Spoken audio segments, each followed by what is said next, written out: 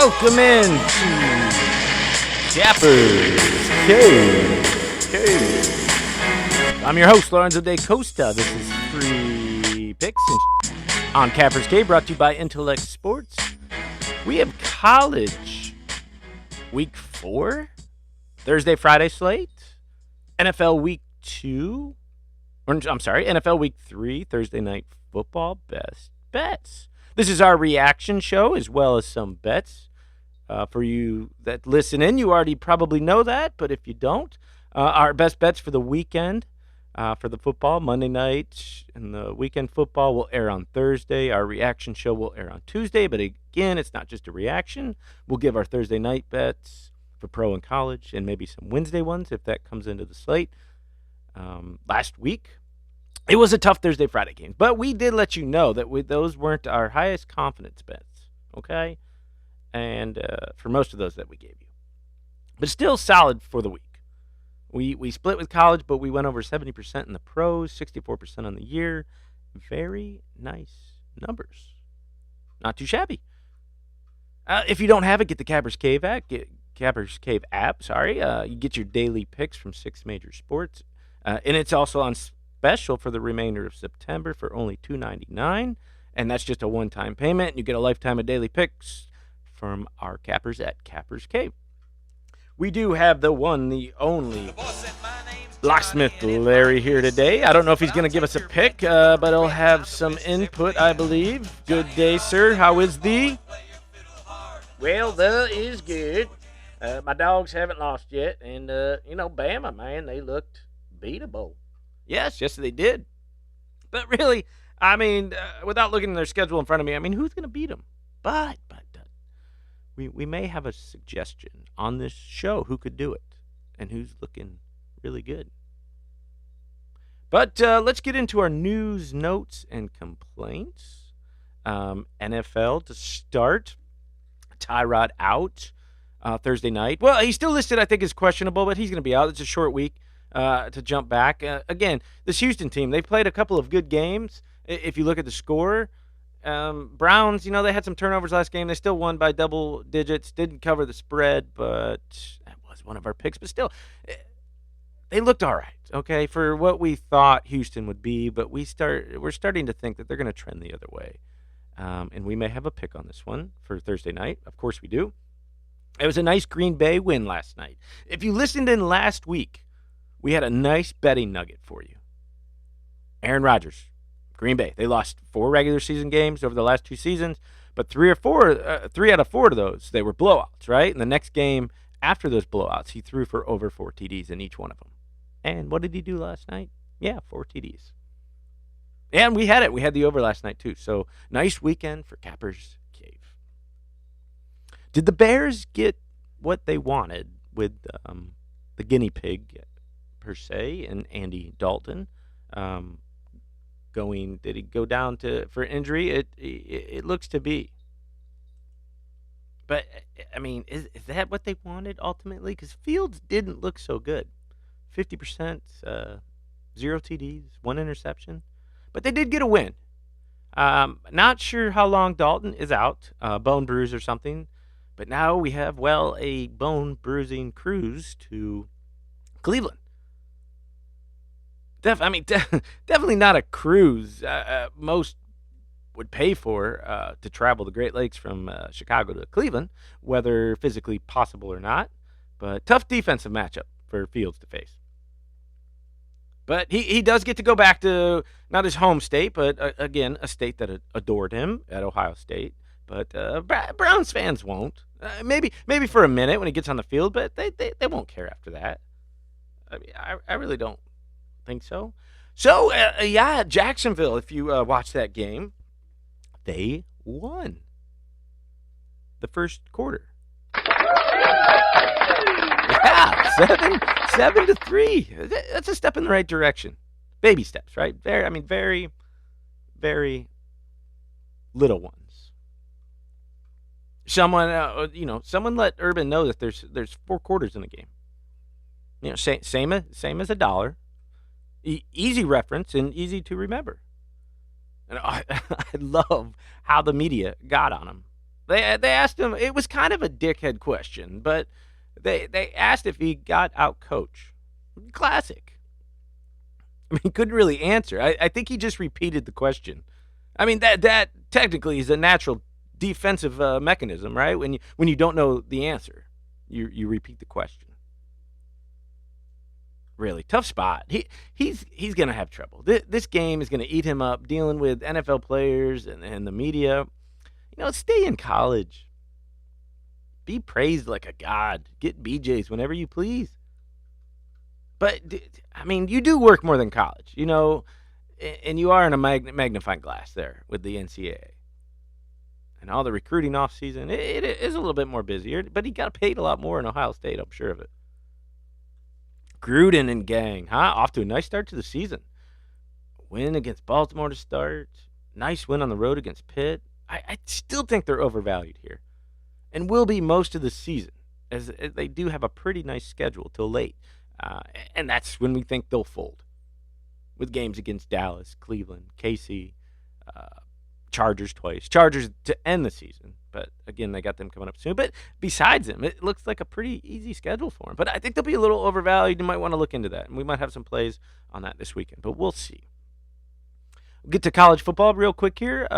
Some Heisman Trophy odds. They're heating up. They start to about week 3, week 4, and now following obviously Alabama's Devonta Smith last year, the first wide receiver to win since like the 90s. But this year should be a little bit more stable than 2020, right? Although the betting favorite has changed for the third week straight. Now this dude in Ole Miss that we have to talk about is taking the lead. And we think a force to be reckoned with in the SEC. Ole Miss, yeah. Matt Corral. After a nice performance last week, 23, 31, 335 yards, 3 TDs, no interceptions. It's a nice surprise here. I mean, has Lane Kiffin found his dude? He has the offense running on all cylinders. First in points in all of college football. Third in yards, 12th in pass, 6th in run. They're averaging 52 points a game right now. Damn. Can they contend with Bama? Well, it's a nice scheduling spot here, as they get a week off this week, and then they have Bama up next in Bama. But I think this could be a nice bet on here.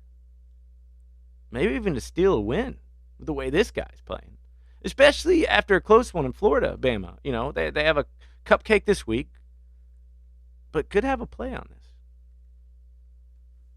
right? I mean, Mr. SEC. Yeah, man, I like that Corral dude, man. Mr. Kiffin, I think he found gold, man. And it ain't that fake shit. Listen to this, man. This kid, man, he beat up Wayne Gretzky's son, man. What? Yeah, man. I can't make this shit up, man. I can't make up shit like that, can I? Yeah, he went to school at this rich boys school in California, which it was one reason he left, because he said this. He said Oaks Christian is for rich kids that won't ever work a day in their lives, man. And he beat up Wayne Gretzky's son. This is fabulous. Fabulous news. I love this guy now. Is this for real? I'm going to look this up. Yeah, man, I wouldn't bullshit that, man. He beat up Wayne Gretzky's son. This may be my new man crush. Although, I don't know if I can I have one on a college student? That's probably, I can't. Yeah, man, I don't know about that. Yeah, maybe just say he's hot stuff right now. That right? Hansel's so hot right now. Maybe we could just say that. Man, I think that's still bad, man. Yeah, maybe. But I love this. I'm betting on this every game now, rest of the season, because of this guy. I'm all over this now. That is some good stuff. I hope that hits the news and somebody does something special on it, like bring Wayne Gretzky out and his son and see if we get a battle. Maybe we get another fight. That'd be great. This will come in if they could beat Bama. I guarantee you, this news will come out. Not that I'm already bringing it out, but I probably don't have the audience as ESPN would, but would love to. Oh, I mean, really, do something. That would be great. All right, the title odds shifting again. Bama, of course, on the top at plus 190. Georgia, Okie, Clemson, Ohio State, which I hate to say this against my team, but I don't think Clemson or Ohio State should be in the top 5 right now. Like, just lower them a little bit, I think. But I know it's still a little early and they don't want to push them out yet. But big schools, even like Cincy, Michigan, should be up a couple notches. But again, they're probably waiting for more games. And even Ole Miss, Kiffin's, the Gretzky beater. Yeah, I just thought of the KGB. What's it want to call him? KGB, not the Russian shit, but Kiffin's Gretzky beater. I love it. Please, for the sake of football, though, make real freaking playoffs. I don't mean put 4 teams and call it a playoff. That's a Final Four. This isn't an 8-man fantasy fucking league. Put some more teams in. It's that simple. Well, probably not. But in the fans' mind it is. And we get what we want. We fill the freaking seats. We watch the games. And we pay the bills. Do it. Come on. Come on. Do it. Lay it out right here. Do it. All right. Enough of the horseplay. Let's get to some picks. Go to Thursday, college football. Marshall at App State. This should be a pretty good matchup. App State sitting at -7, over under at 58.5. This is Thursday at 7:30. I think it's a tough setup here for Marshall after a loss at home to lowly ECU, which was one of our picks, though, so we don't think they're that lowly. We like ECU. They're a decent team. But mentally for Marshall, they didn't think so. They probably won't think so. Now you travel to App and go up against one of the best teams in the Sun Belt, who kept it close with ranked Miami a couple weeks back in Miami. Some say they should have won, but shoulda, woulda, coulda. And we had both games. We liked them. They won us some money. Last week we didn't touch. They missed a large spread. Right? It was like 35.5. Missed it only by 1.5 points. But if you bought it early, we would have had it in the push. But, we like Marshall here. You can't just make plays on last week's games or strength of schedule. You can't do it all the time. Marshall matches up well here. And they have a high-powered offense they have had some issues with turnovers, but we think they'll make some adjustments here. It'll be easy to think ECU beat Marshall, App State beat ECU, and assume this will be a wipeout at home. But this is a really good Herd team. It's good enough to push for the Conference USA title. They have an offensive line that has been a rock in pass protection and should contend here. If the offense can just chill a wee bit on the mistakes, the firepower is there, I think, to pull it off. Marshall's averaging the second most yards per play at 7.9 in the country through the first 3 weeks, right? App State is also having a very strong offensive year, averaging 6.1 yards per play. Those numbers translate to points per play, as Marshall is 9th in the country at .617, and App State is averaging .409. If both teams can keep that pace up in this matchup, we think the over as well, 58.5, should hit with ease. Finally, the last thing you want to see as an over bettor is the punter running onto the field. Well, Marshall only averages 3 punts per game, and App State averages 4.5. We want offense in this Thursday night showdown. So take the over and Marshall. We have a higher confidence in the over, unless we see a 7.5 out there. But that, right now, 7 seems a bit pushy. But still, we'll lock it up.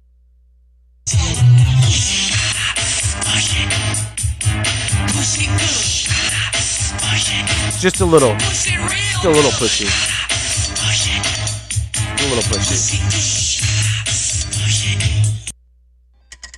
But we'll lock it up.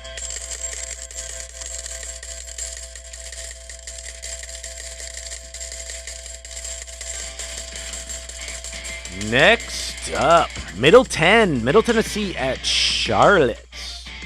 Charlotte sitting at -3, over under 56. This is the Friday 6:30 game. So there's only one on Thursday. We talked about this young team and Coach Will Healy in Charlotte a lot. We talk about him a lot. And when I say young team, I just mean as the history of the Niners being in Division I. The team didn't come out till 2013. And they're coming around. It's a small number at home here. Friday night against Middle Tennessee. Below average. Got smashed by UTSA. And now this is the third week in a row that they're going to be on the road. This is a tough scheduling spot here. 0-2 ATS, the last two. Only win was first game at home against Mammoth, whoever. Yeah. Listen, not much to look in here. Charlotte is better all around. Look at the simple paper facts. Middle Tennessee ranks 120th in the country with only 297 yards per game. Charlotte averages over 100 more yards per game. Ranked 68, 40th in rush. Middle Tennessee averages 56 rush yards per game. Wow. This is this simple as simple does. This is a simple yes. Take the home team minus a field goal. 49ers are 7-3 ATS in their last 10 home games versus the team with the losing record. They're 4-1 ATS in their last 5 games after scoring less than 20 points in their previous game. 5-2 in their last 7 games in September. Lock it up and get it now before this number moves.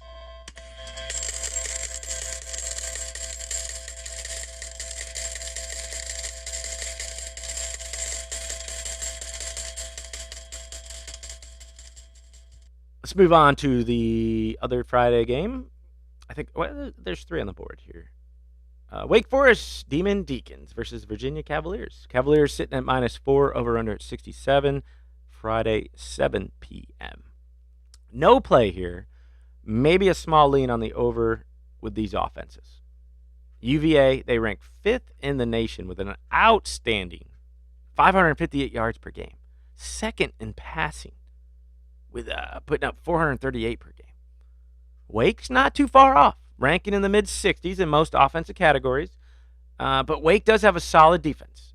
But I think it should diminish a little bit in this one on the road in Virginia. Who needs... Excuse that. I don't know why you're putting that in there. I mean, I don't know how you're going to fix that in a week. They allowed almost 60 points to North Carolina last week. North Carolina's good, but this is hard to fix in a week. We see these teams as pretty equal. Slight edge for the home team and the QB play, but not far off. I think we take a stab at the over here. Maybe a tease, but toss up in our mind with the game. And 67 points may seem a lot, but these teams shouldn't have trouble getting in the 30s. The over's 5-1 in Demon Deacons in the last 6 road games. 8-1 in Cavaliers' last 9 versus the team with a winning record. Overs 11-3 in the Cavaliers' last 14 conference games. 10-3 in their last 13 home games. 14-5 in the last 19 games overall. 11-4 in the last 15 games following an AST win. ATS. It's just too many stats. I don't know how to talk anymore. Take it. Lock it up. Over 67.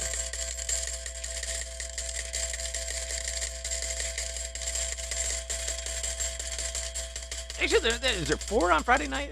Yeah. Liberty at Syracuse. Syracuse getting 6, over under 53. Friday, 8 p.m. Liberty Bibberty. I really hate those commercials. I want to punch everyone in those commercials. Even that freaking ostrich. All right, but dude's mustache is pretty sweet. I do want to say I do like several insurance commercials. They Baker, Progressive. Also Progressive, they do the don't be like your parents. The whoop, there it is. Well, I think that's Geico. Mayhem. Anywho, Liberty, they're rocking again this year. 3-0 SU and ATS. But I think a bit overvalued here.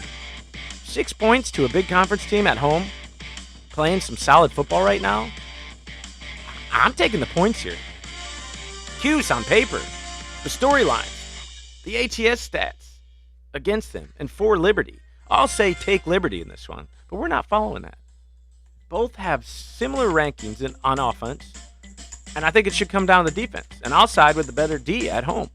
Hughes is ranked 4th in the nation, total yards allowed, 12th in rush yards allowed at 63.7 per game, 24th in pass, 30th in points scored. Yes, Liberty good numbers on defense, but strength of schedule here, Old Dominion, Troy, and Campbell they've played. Come on, I'm not jumping on this train yet. I do like Liberty, but I'm not jumping on it yet. The odds makers expect you to do the same. I think Cuse will be pumped here at home on a Friday night to take on a 3-0 Liberty team at home, and all the buzz around Liberty over the last couple of years. I think they'll be happy to take this one. Yeah, man, I really like both these teams right now, but Cuse has this dual QB thing going on. It seems to be working, man. Both boys, DeVito and Schrader, both solid passers, and both can get it done on the ground too, man. And this could be a tough to game plan for. Faux show. I like both of these guys. As I was looking into it, it seems to be playing into their system right now, and it's not so much like who's going to get the job. I think they want it to be that way, but they're kind of having a nice balance right now. DeVito, I think at first he was named the starter, but again, a name like that, I mean, I'm not sure any relation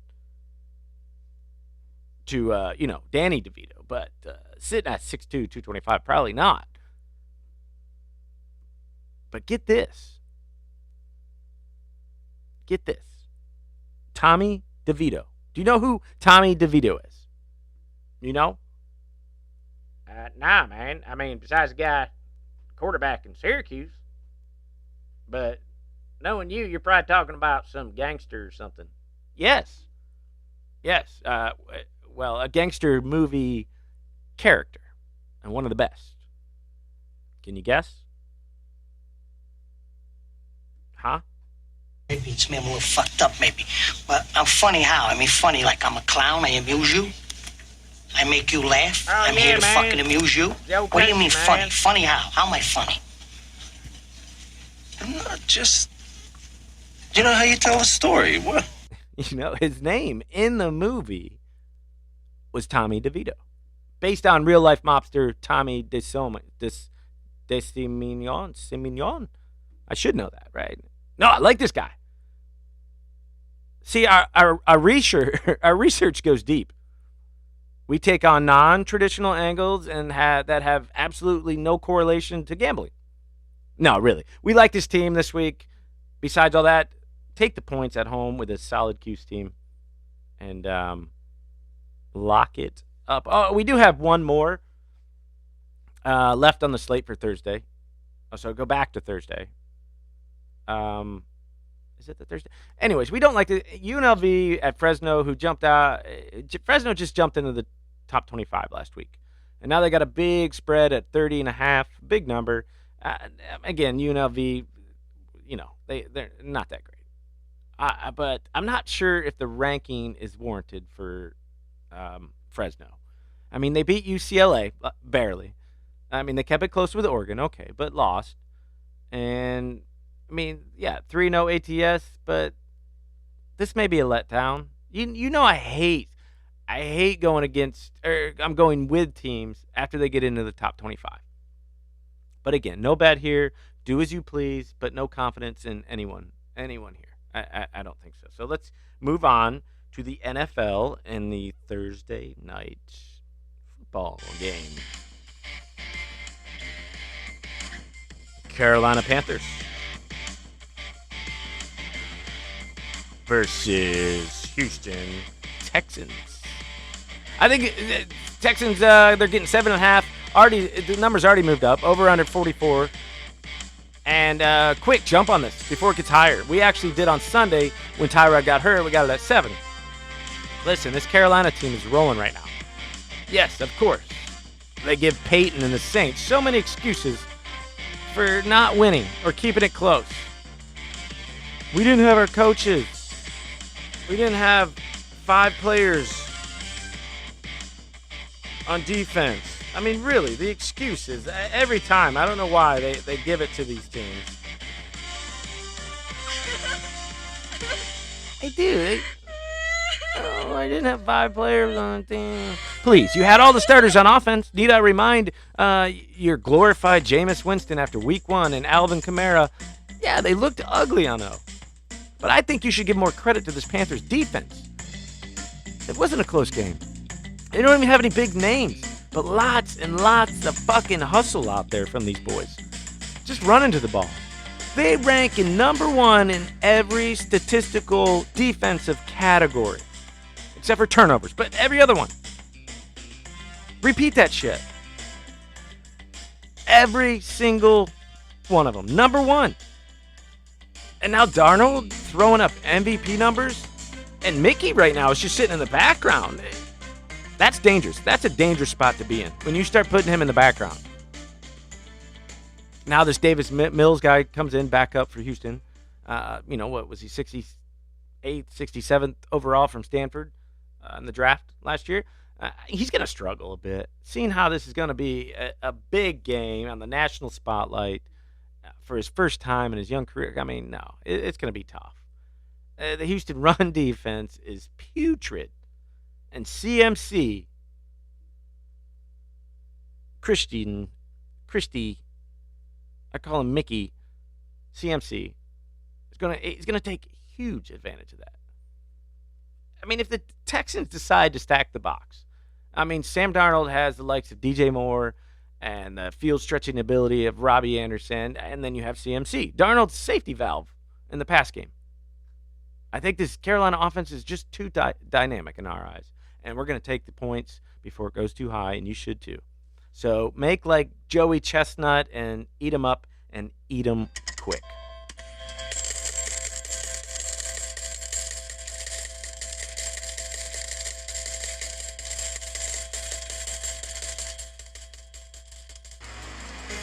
And that's it for you on our reaction show. Thank you for joining us.